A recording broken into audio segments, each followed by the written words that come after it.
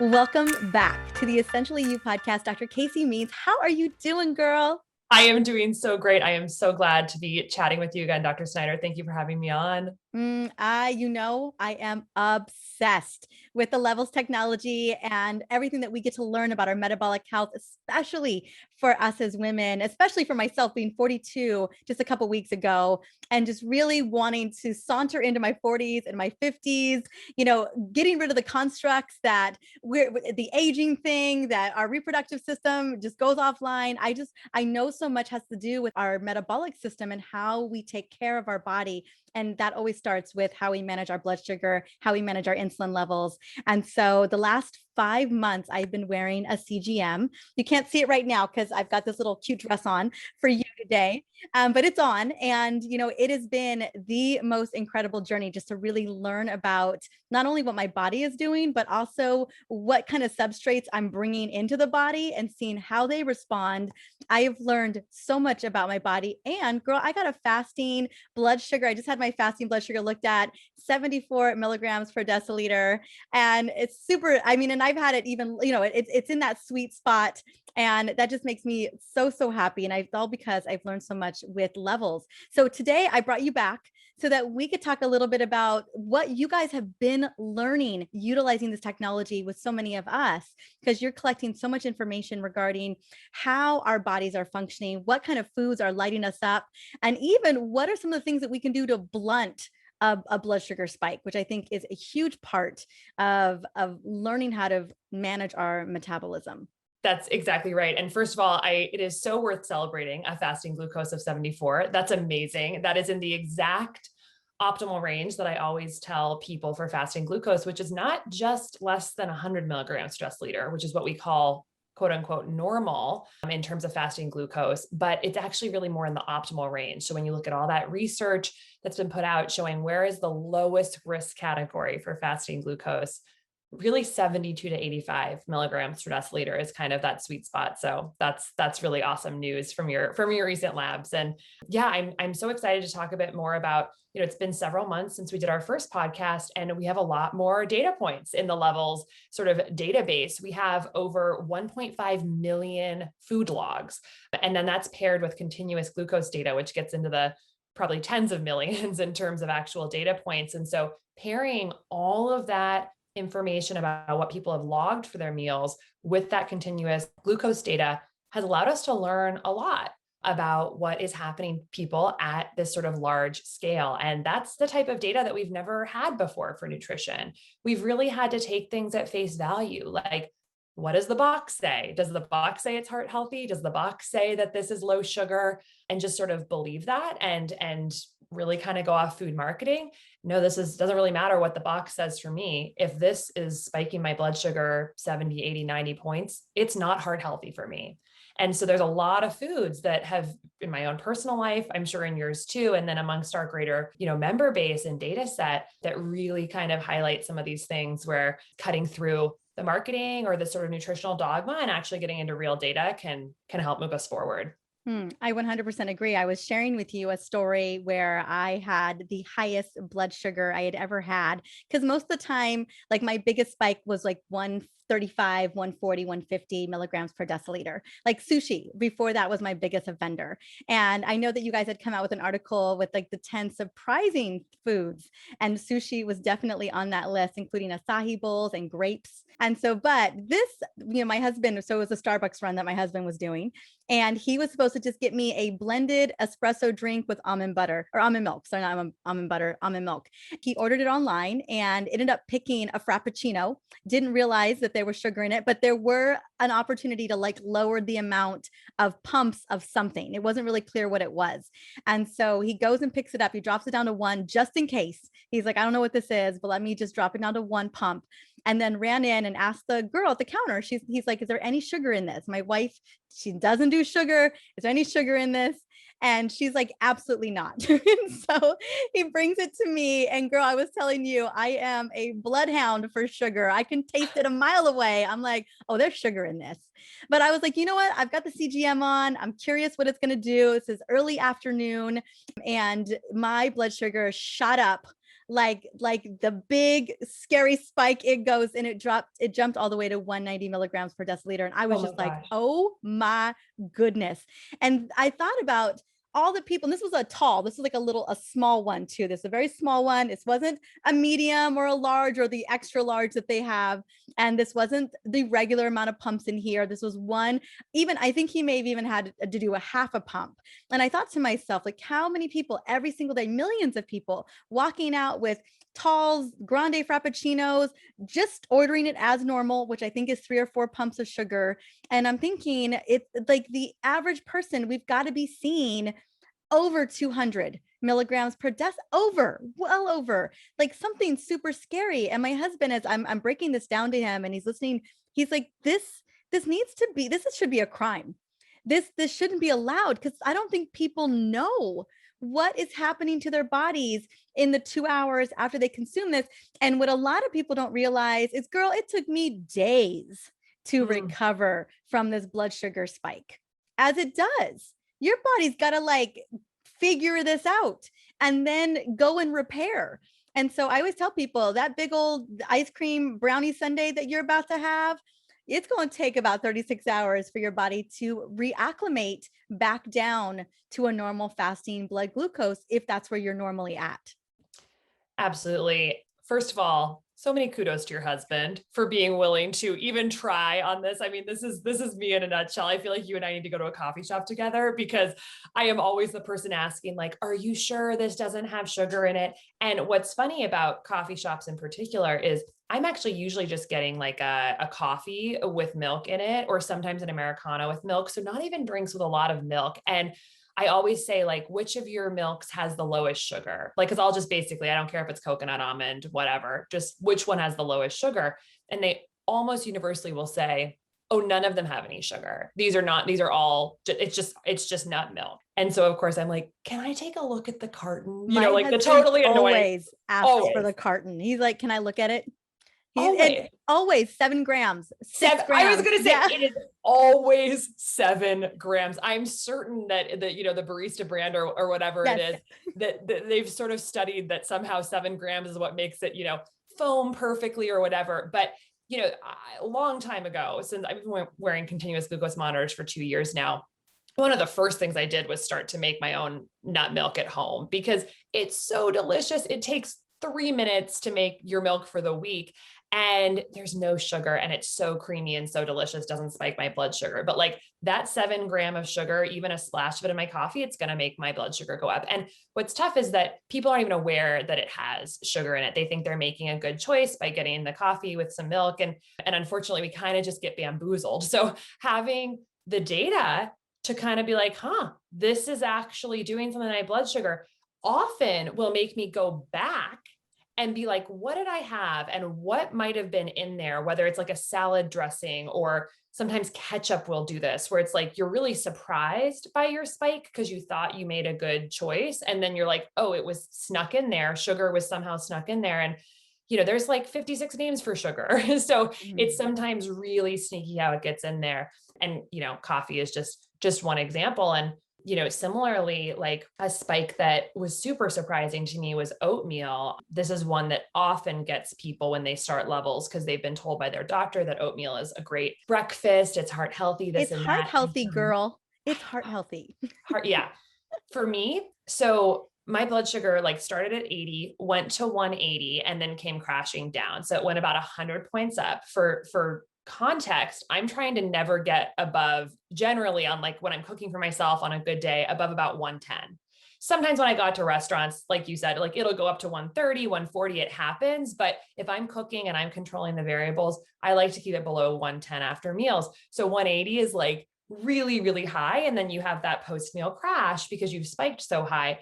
And that was just oatmeal, 2 packets of instant oatmeal, nothing else on it. Then if you go to the Quaker Mills or whatnot, General Mills, Quaker Oats website, when they show the oatmeal, it's got berries on top, brown sugar on top. There's a glass of OJ next to it. There's toast next to it. And like you said, people are probably going above 200 all the time, just, eating what they think is kind of considered a balanced breakfast that's heart healthy. And Yeah. And I think it's just the hardest part is that people are trying and then just kind of get the rug swept out from under us because we just don't know what's happening in our body. And I was reading a statistic recently that from the CDC website that 49% of Americans try and lose weight every single year. That's amazing. Like 49% of people are making the intentional effort to try and lose weight. And you can assume all those people, like they have a plan, they're going to, give it their best shot. And of course, it's, as a country, it's not working. We're getting heavier, obese and overweight rates are going up,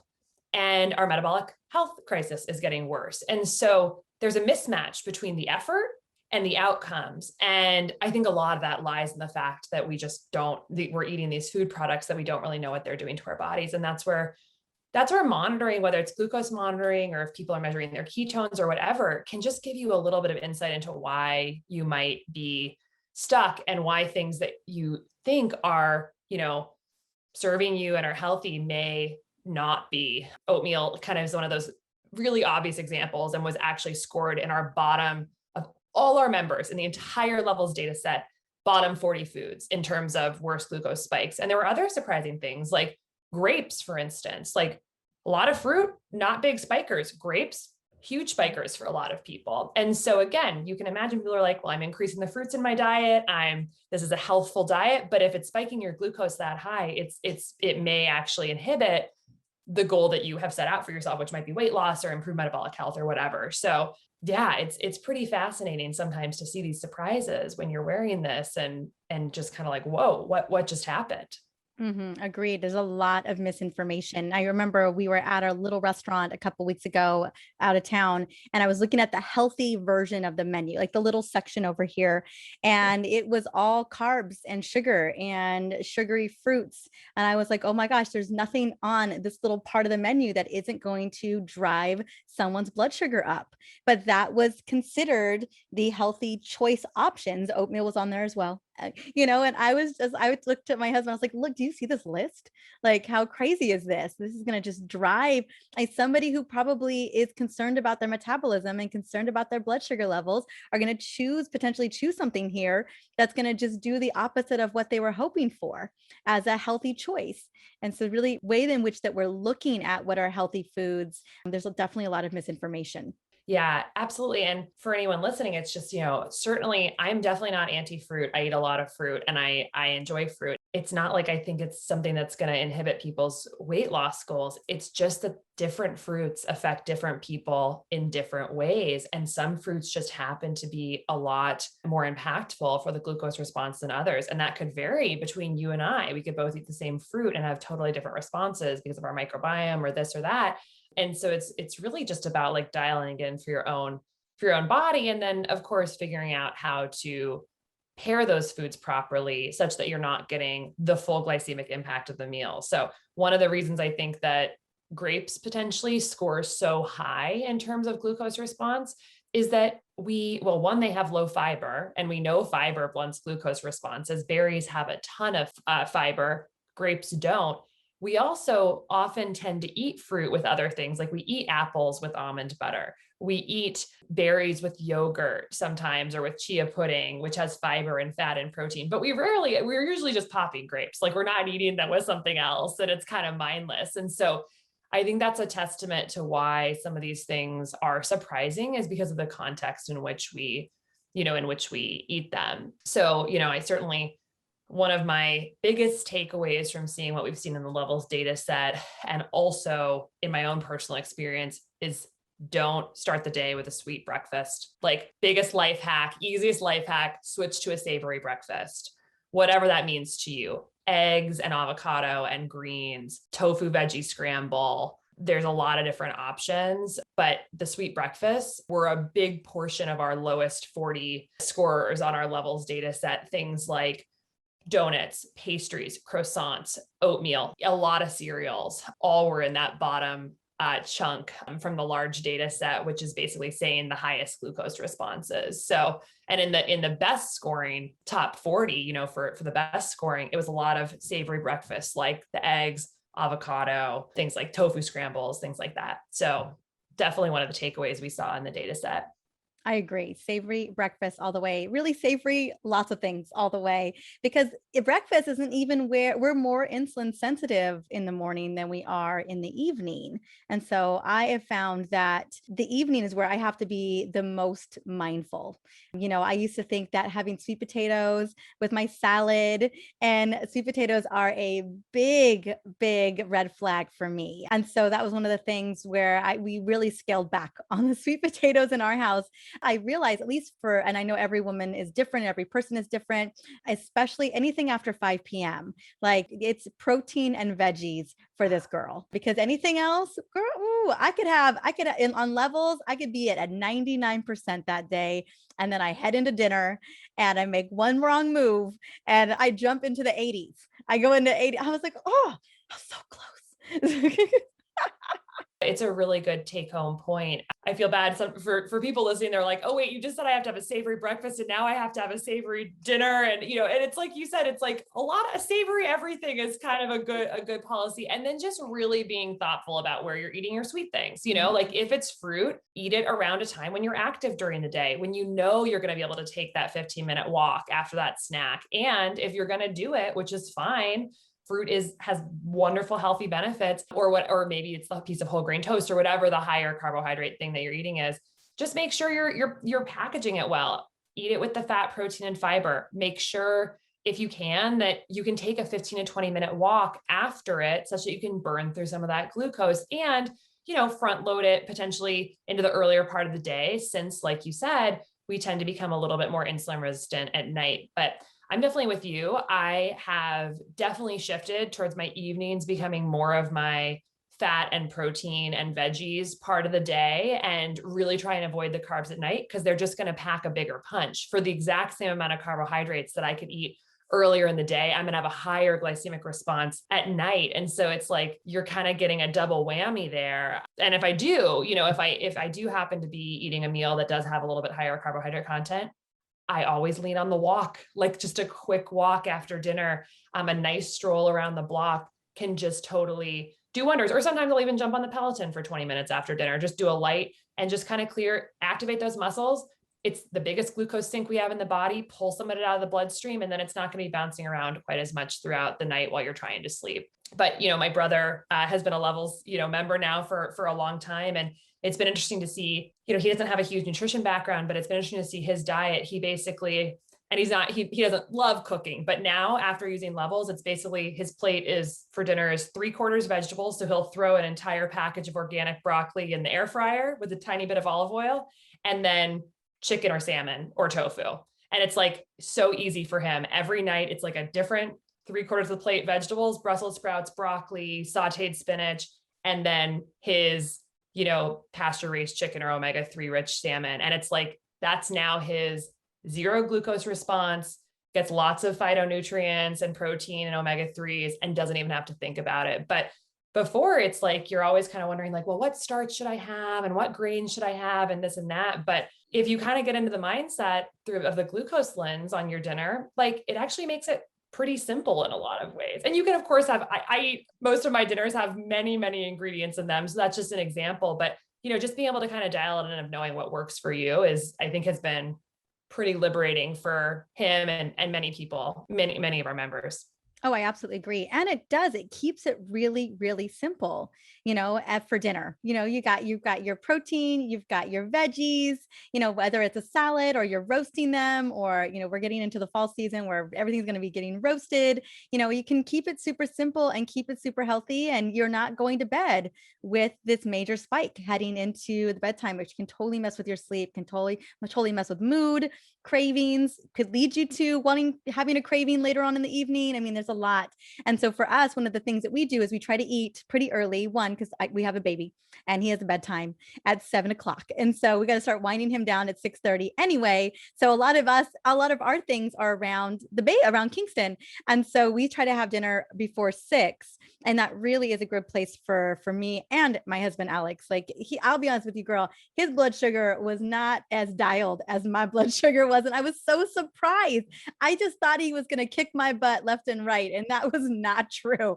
And so I was like, okay, good to know, because now we're on the same page. We both got to do the same thing. And so We do dinner early if we can get a walk in, because we can't always get a walk in because of the baby. And so we're really mindful. But then we always allow ourselves 3 to 4 hours before bedtime where from our meal, so that we can really give our brain the car washing that it deserves at nighttime as well. But yeah, that was the big takeaway, was like, let's keep this simple: proteins, all kinds of yummy veggies. I'm like the salad master in the house.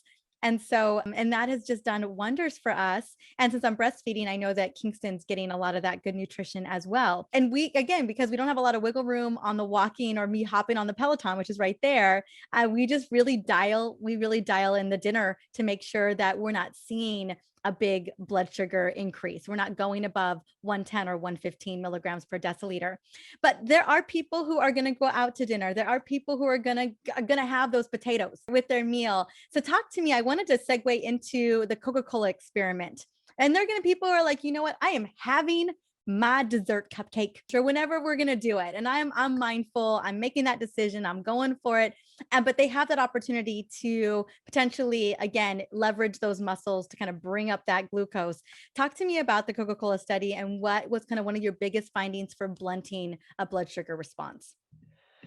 Yeah. So we did this experiment at levels. This was not a, research experiment. This was not like a double blind, placebo controlled, IRB experiment. This was just an in-house, because people are really interested in doing these group challenges and learning what happens when you do different, variables and permutations. So this one was about what happens when you eat something that is going to raise your blood sugar, and then do it again under like similar conditions as possible, but take a walk after it. People in our company volunteered to do this, which was to drink a 12-ounce can of Coca-Cola, which of course, being a glucose monitoring company, no one in the company was like thrilled to be drinking a can of soda. It's been decades since I've had a can of Coke.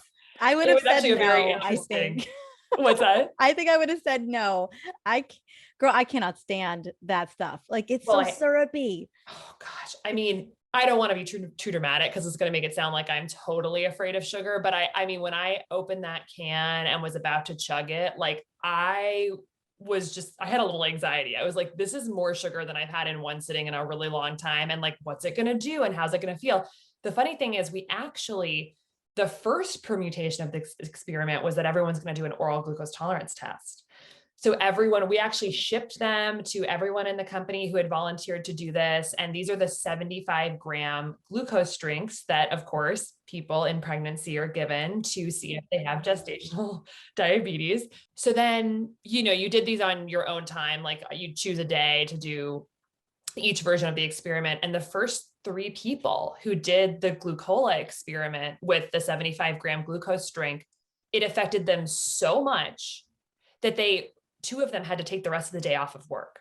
Like, they were so exhausted. They had such a big glucose spike and then crash that they were literally like, one of them was shaking. One of them was really tired. And I mean, again, I know people are going to be listening to this saying like, it's just a sugar drink. Like, this is probably a little bit of like psychosomatic, but like, that's a lot of sugar. And these are people who are not dramatic in any way, shape, or form, and really had a physical effect. So it's kind of crazy to think that we're like, every pregnant woman is going through this experiment, but we actually nixed the rest of the team doing the glucola experiment and switched to a can of Coke because it's a lot less sugar actually than that. So I remember my doctor, I think I told you too, is that my doctor had told me that I wasn't going to pass the 1 hour. She was like, you're going to have to do the 3 hour because you're 41. She's like, no one passes the 1 hour. And I was like, oh, hell no. I was like, I am passing that 1 hour test. I'm not doing, because it's 3 hour, you have to drink even more of it, or you have to do it in multiple segments. And so I was like, I'm passing this test with flying colors. And I did. Of course, because I had been dialing my insulin, my blood sugar levels for so long. And she didn't know that, right? If anyone's going to pass this test, it's going to be Dr. Mariza Snyder, like truly, but I bet they were very impressed. I was very impressed. Yeah, I remember I was just so grateful because I'm like, I'm not doing this a second time again, and more of it. So I can imagine, no surprise that you had employees that got sick. It's really awful. And they're also, I think part of it is that people were starting, because it is a glucose monitoring company and everyone's thinking about their blood sugar all the time. This is a group of people who's very sensitive to sugar because they're just not exposed to it a lot, And so I can imagine there's something of that in it too, where like, if you've been eating a little bit more sugar at baseline, you might be used to how that feels. But regardless, we switched to Coke, which is still around, I think around 39 grams of sugar. And some of that it's partially high fructose corn syrup, and high fructose corn syrup is usually some blend of like something like 55% fructose, 45% glucose. It varies based on like brand of high fructose corn syrup, but basically you're getting somewhere in the like 20 to 30 grams of liquid glucose in the Coke. So the idea was to chug it and then see what happens. And so for me, for our team, the median glucose peak for the Coke alone was 162. And most people were starting in the 70s to 80s. So it was like a very large, very quick peak. I actually peaked after only about 18 minutes, which is kind of amazing that to think that, first of all, we're not with the continuous glucose monitor, we're not checking blood glucose, we're checking interstitial fluid glucose, which means that the glucose actually has to seep out of the bloodstream into the fluid around the cells. And that's usually like a 5-minute delay. So you're drinking this and it's going through my GI tract, being digested into the bloodstream, into the interstitial fluid, all in 18 minutes. Kind of amazing. Peaked and then came crashing down. So it was 162 for the no walk scenario and 132 for the walk scenario. So we saw a median of a 30-point difference. And that represented a 33% decline just from taking a brief walk after it. So really just drilled home a point that we've seen in numerous research studies, which is basically the power of a walk. It doesn't have to be a walk. It can be anything. The idea is that muscle is just this beautiful thing in our body that can essentially take up glucose in the absence of insulin, which is amazing. Almost every cell needs insulin to bring glucose into it, but muscle, just the sheer contractions of muscle can bring glucose up it can take glucose in for use independent of insulin. So it's kind of this like magical part of the body that can help you bring down your blood sugar just all by itself. And that's why, a walk, even though it's gentle, you're moving all these major muscle groups, the quads, the hamstrings, like it all has to be activated. So you're using those,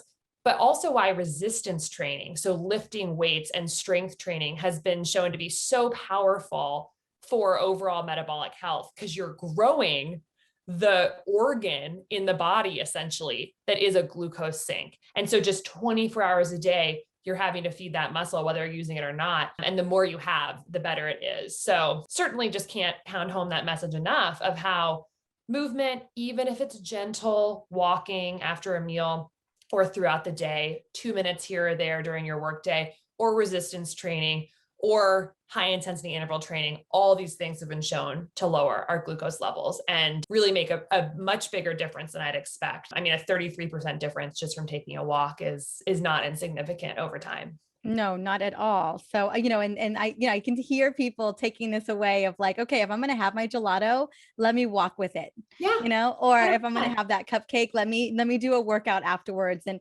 there's a lot of debate, one, definitely breakfast that is savory, right? We discussed that. And I've had so many people ask me, do I work out while I'm still fasted before I break my fast in the morning? Or do I work out after I have breakfast because I've broken my fast and my blood sugar is going to go up depending on what it is that I consumed?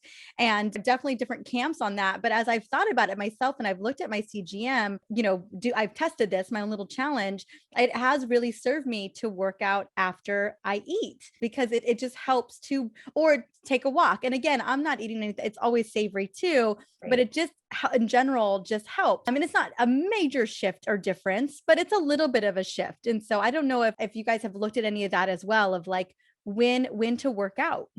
Yeah. There are different ways to look at this question. Mm-hmm. And the answer is there's benefits to both. And I would actually probably recommend some combination of the two on different days. So the benefit of working out in a fasted state, so this would be like maybe first thing in the morning before you have breakfast. The beauty of this is that it helps with metabolic flexibility in a way that working out after meals doesn't. And the reason it aids in metabolic flexibility is because overnight, so in our bodies, we have different banks of energy. Our liver, our circulating glucose is like our quickest form of energy. It's in the bloodstream. We can just pull it out really quickly. Then we have our liver, which stores about a few hours of glucose for use. Like it's basically like our debit account. It's like a short-term checking sort of account to pull money out. And that is like 2 or 3 hours of like cardio training, or more like if you're just resting, like overnight, you'll kind of deplete that stored glucose, which is called glycogen. And then we have this energy in the body that's stored as fat that has to be basically broken down by the mitochondria. And that's our like long-term savings. And that, based on how much body fat you have, you might have anywhere between 2 weeks and like a year worth of stored fat. And actually, like, there are people who have fasted for 387 days, which I'm not recommending to anyone, but like that's how much energy that some people have stored in fat in the body. And so what's happening with a fasted workout is that we are depleting that liver glycogen overnight. And then let's say we have a little bit left over in the morning, we might burn through some of that when we start working out.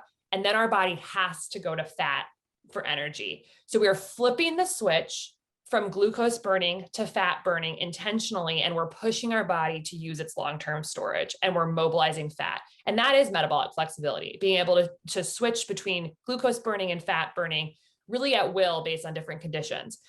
And the average American is rarely ever burning fat because we've been told to eat 6 small meals a day. We've been told that we should get 6 to 11 servings of grains and carbohydrates. It's the base of the food. It was the base of the food pyramid.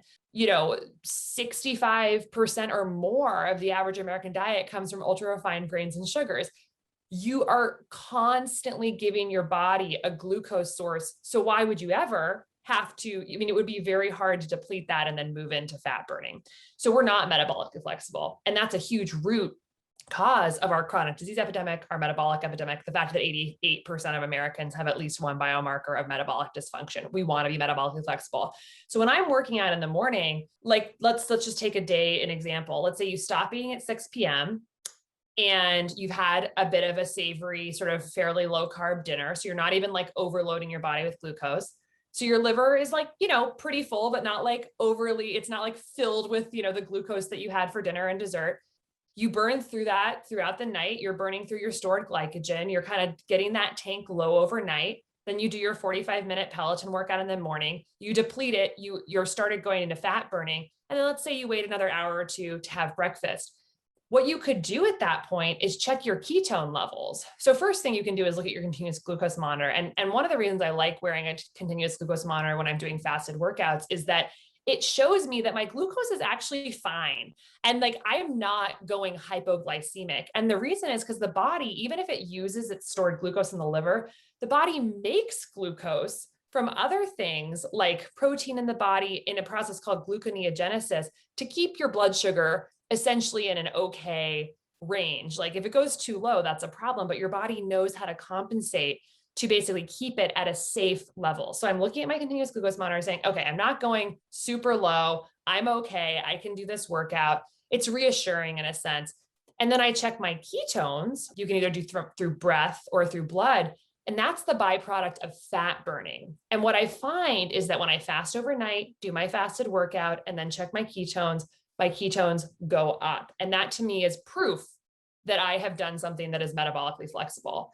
So that's why you would do the fasted workout. And I just want to say, certainly ease into it. You don't want to go from never having done a workout without a snack to all of a sudden running 5 miles without having a snack beforehand. Because if you're not metabolically flexible and not your cells aren't adapted to burning fat, it's going to feel like crap.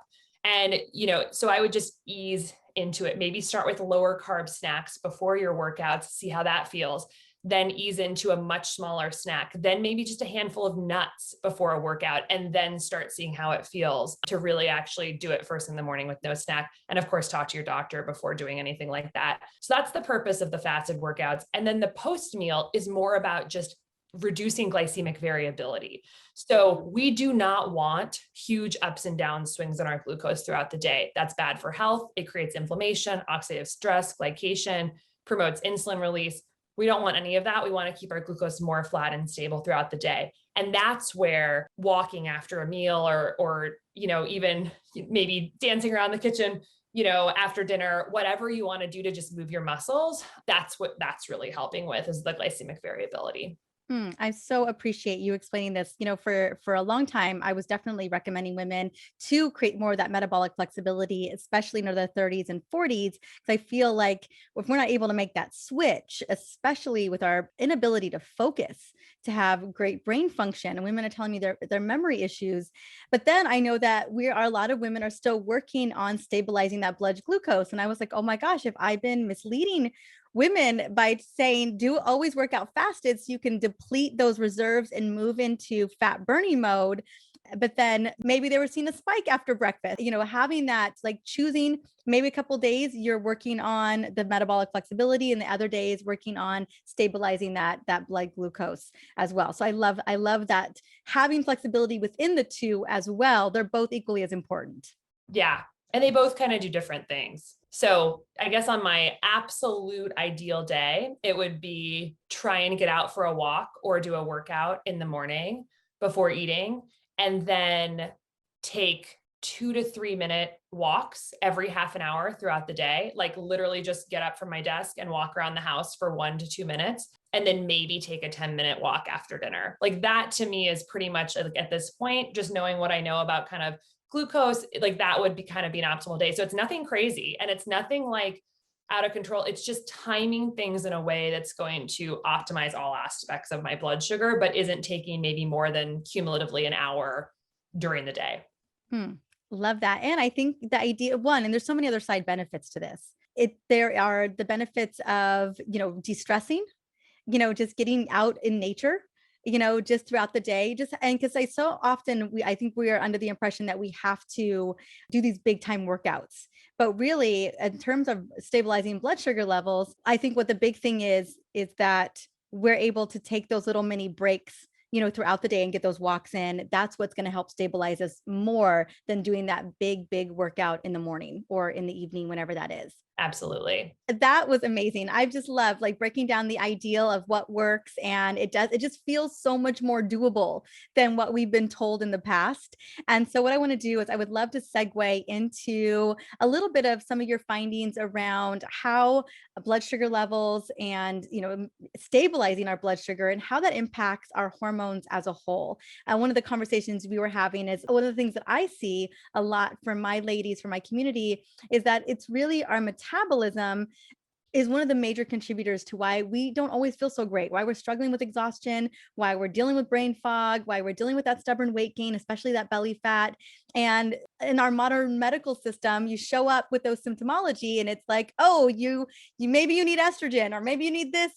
And we're not really looking at the metabolic piece. It's like put over here of, let's just wait and see if you head into prediabetes. We're not connecting the dots there. Yeah.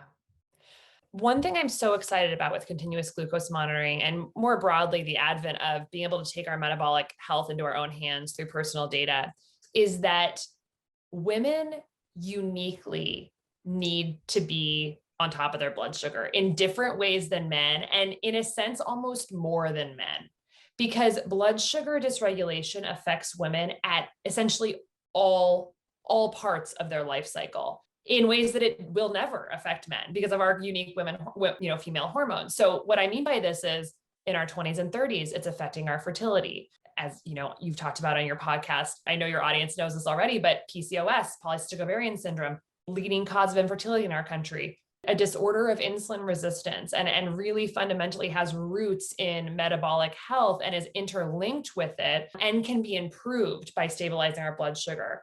Menstrual irregularities and how we feel during our cycle. Blood sugar changes throughout the menstrual cycle, and knowing how it changes in the follicular phase and the luteal phase can help us eat in a way that makes us feel better during that time. And then, of course, going into menopause, we know that hot flashes are related to blood sugar spikes, and potentially hot flashes may cause blood sugar spikes, or blood sugar spikes may cause hot flashes. And it looks like there's a bidirectional relationship that hasn't fully been elucidated yet, but we know that people of better metabolic health have fewer menopausal symptoms. Then we get into postmenopause and we see what happens with women, which is that our rates of diabetes, and overweight and obesity start going up and surpassing men after menopause because we lose the protective effect of estrogen on our metabolic health. And then we get into later life, and women have twice the rates of Alzheimer's dementia as men. And Alzheimer's dementia is being called type 3 diabetes, and we know is deeply related to our overall metabolic health.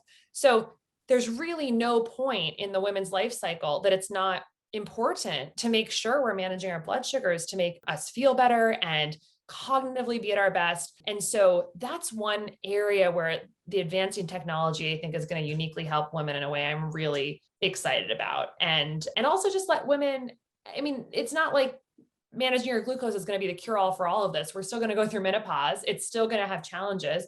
There's still going to be infertility and cases of PCOS that can't be solved, right, by getting blood sugar under control. We still may have PMS, but a lot of these things, I think we can feel like it's totally out of our control, or we have to go towards hormones or whatever it is to manage these things, and to at least know that there is something, a knob that we can turn, a lever that we can pull to at least in some way impact these things. I think that's pretty empowering in its own right.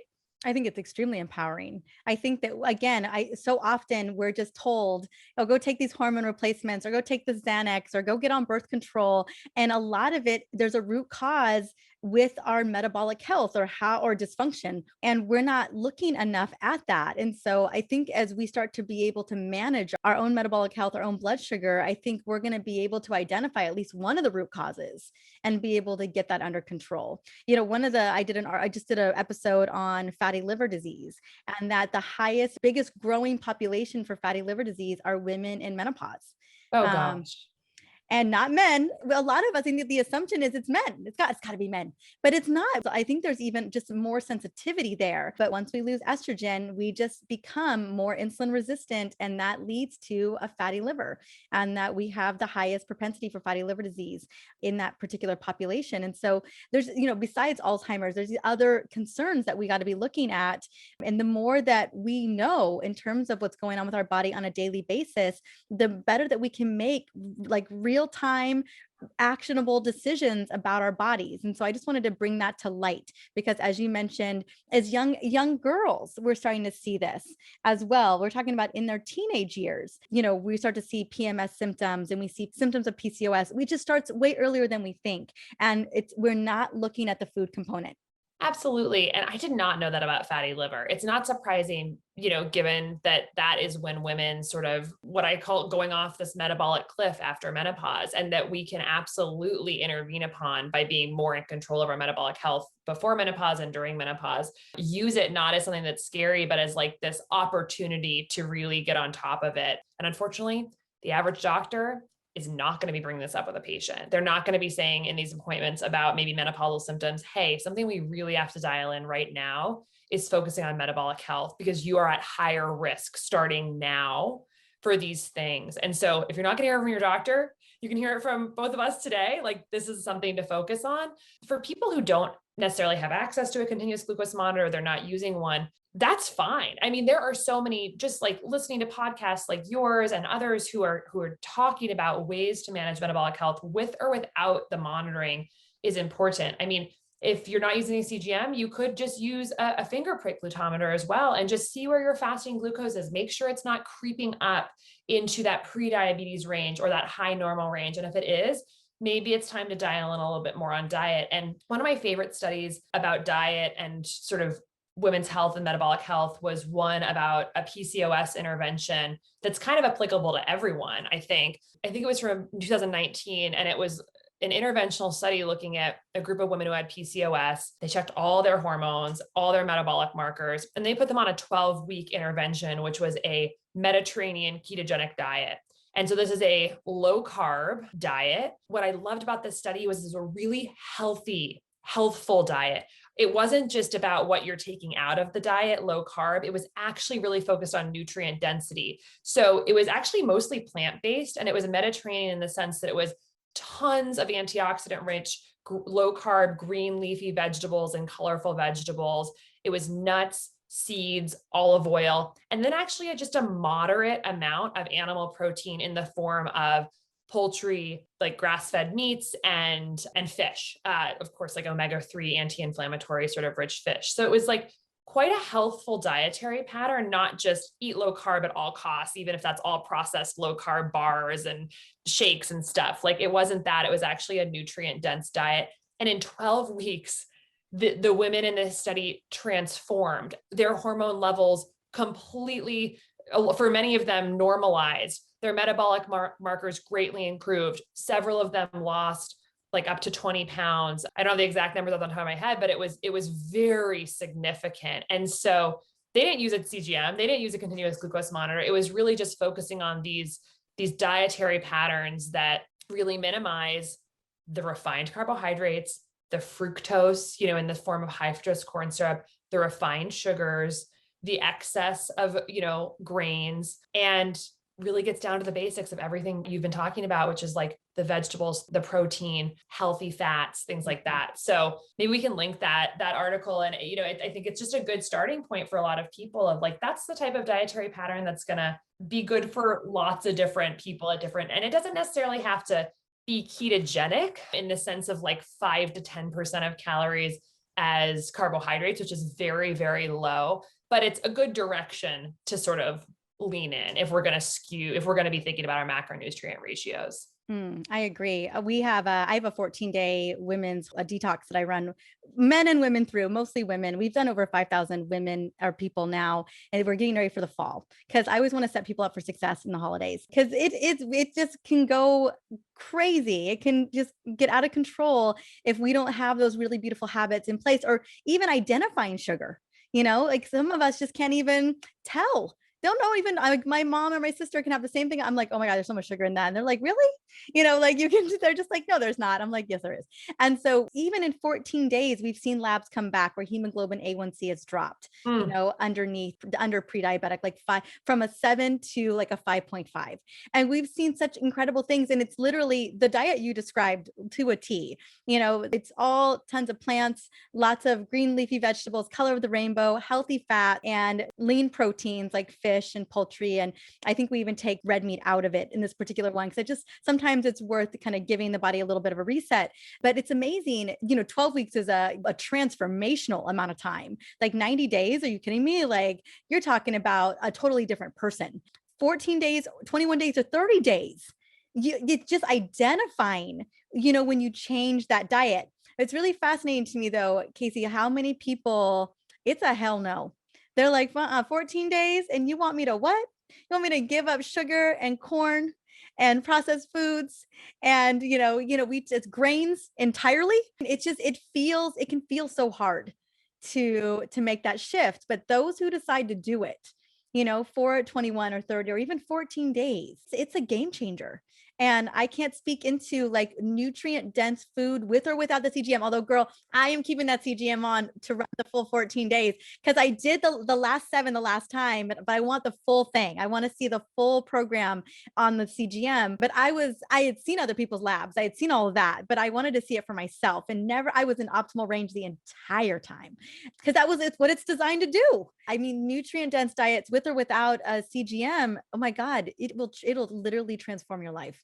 And it's just a matter of being willing to do it. I just wanted to just speak into just seeing those results myself in people in less time than 90 days. 14. Oh yeah, absolutely. I mean, I'm with you. I have had several patients who have in 30 days dropped their triglycerides 100 points. Yeah.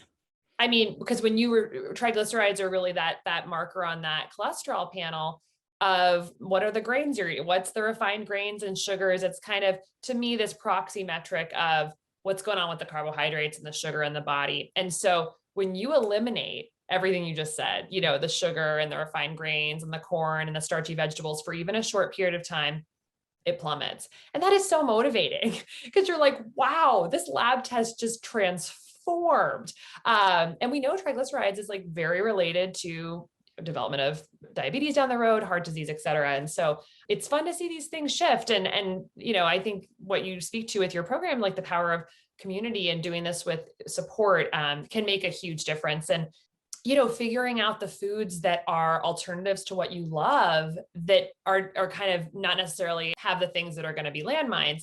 One thing I love that we're publishing a lot on the Levels blog is essentially swaps. Like, you don't have to give up everything you love or what's, culturally resonant for you, but there's ways to modulate it to just make it so much better. And, I'm sure a lot of people would roll their eyes when they hear this, because it's like, it's not the same, but like delicious mashed cauliflower versus mashed potatoes, like you can make that really good. I have had really bad mashed cauliflower. I've also had Vitamixed cauliflower with that's whipped with, cashews and nutritional yeast and freshly roasted garlic that literally is better than any mashed potato I've ever had in my life. So it's like, yes, I understand it can be gross, but it can also be really good. So learning how to make some of that comfort food with alternative ingredients, eat flax crackers instead of regular crackers, I make flax tortillas instead of regular tortillas, and dialing in a few of those favorite recipes so that you're not reaching for that thing that is your,